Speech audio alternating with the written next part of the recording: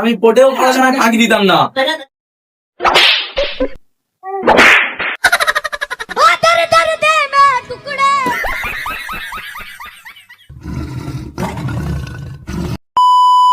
আব্বা, ও আব্বা, মায়ের উপরে তুমি রাগ করে আছো তাই না? হ্যাঁ।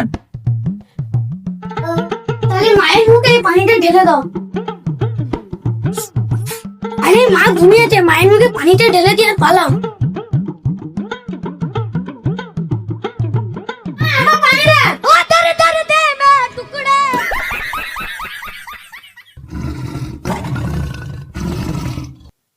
আটা গাছে তো তোমাকে ডালিম গাছে বো, আব্বাকে তো ঠিক আছে তাও দিয়ে দেবো। A few moments later. এই বাবু রাগ করেছো? তোমার তো আমি অন্য কিছু ফাটাইনি, শুধু তো মাথাটা ফেটিয়েছি। আরে আমার সোনা বাবু রাগ করে?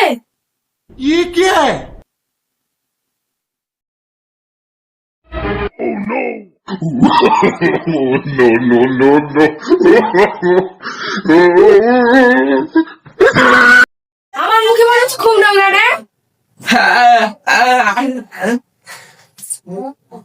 না না, আরেকটা দাও।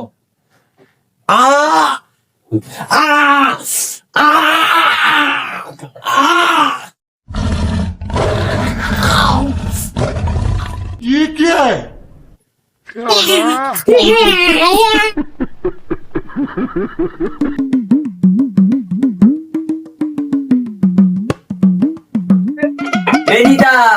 তো ছেলে কই রে, বাড়িতে আছে নাকি? জ্যাঠা, এই তো ছেলে। ছেলেকে বোঝাচ্ছি পড়াশোনা করেছে, গাড়ি ঘোড়া চড়েছে, ছেলে তাও বুঝছে না। কি চাই? তোর ছেলেকে আমাদের বাড়ি একটু পাঠিয়ে দিস, কাজ আছে। এই বাবু, তোর দাদু তোদের কি জন্য ডাকছে, যা তো। পারবো না।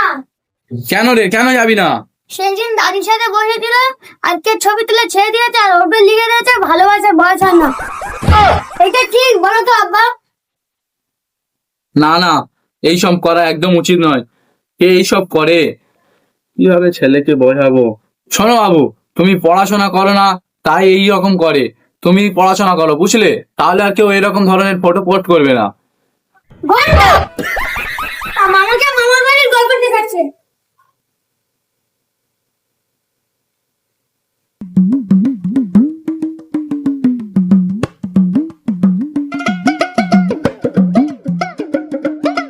আব্বা, এটা কি?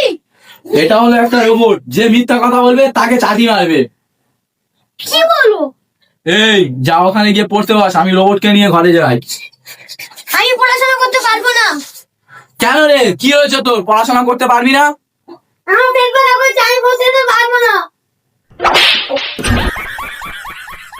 দেখ, তুই মিথ্যা বলি বললে রোবট তোকে চড় মারলো।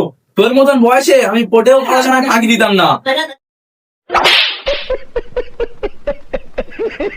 দেখলে তুমি আমি তো পারি, তাই তোমার ছেলে তোমার মতনই হয়েছে। এই তুই কাজ চলে যা।